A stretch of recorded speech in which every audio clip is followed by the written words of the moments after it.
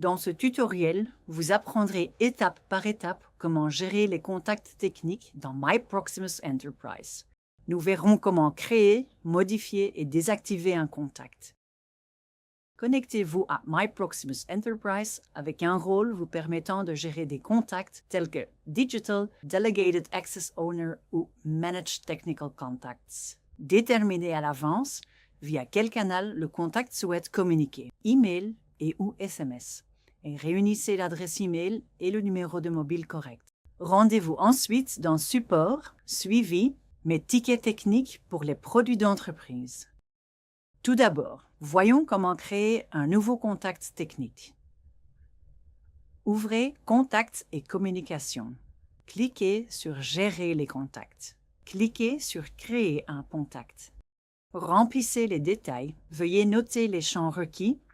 En général, ils sont marqués d'un astérisque comme prénom, nom de famille, langue et entreprise ou compte. Choisissez le canal de communication souhaité et remplissez les bons détails,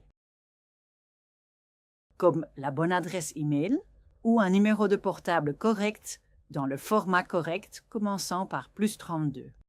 Vérifiez si les notifications peuvent être activées pour ce contact. En général, elles sont activées par défaut.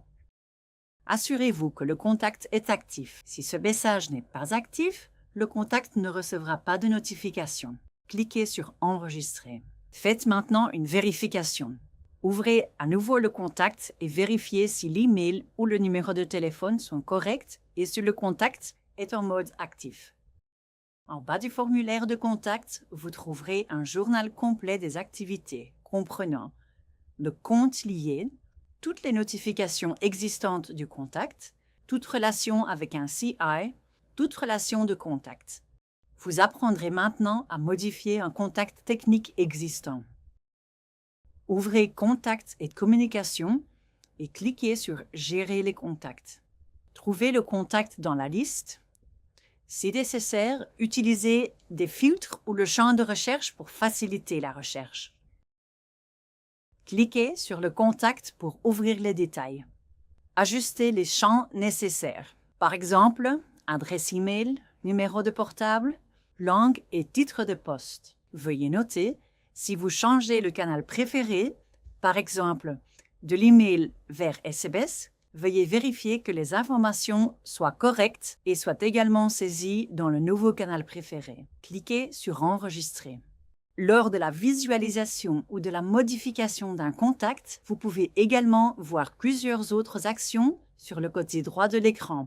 Créer une relation CI, cette option vous permet de lier un contact à un élément de configuration spécifique. Ceci est important pour garantir une analyse d'impact précise et veiller à ce que la bonne personne soit informée des tickets proactifs liés à l'élément de configuration concerné. Ainsi, une personne de contact spécifique peut être désignée comme responsable sur site d'un CI sur un site donné. L'action suivante est lier un contact, ce qui établit des relations entre contacts à des fins organisationnelles ou opérationnelles. Vous pouvez voir cela comme attribuer un rôle au sein du compte à un utilisateur.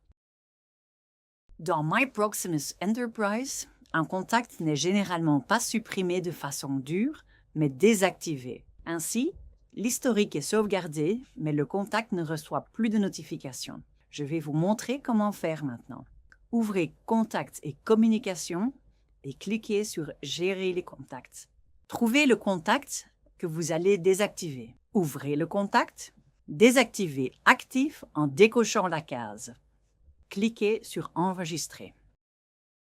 Désactivez toujours un contact lorsqu'une personne quitte l'organisation ou n'est plus autorisée à recevoir des notifications. Ensuite, vérifiez si au moins un contact correct est encore actif pour les notifications critiques.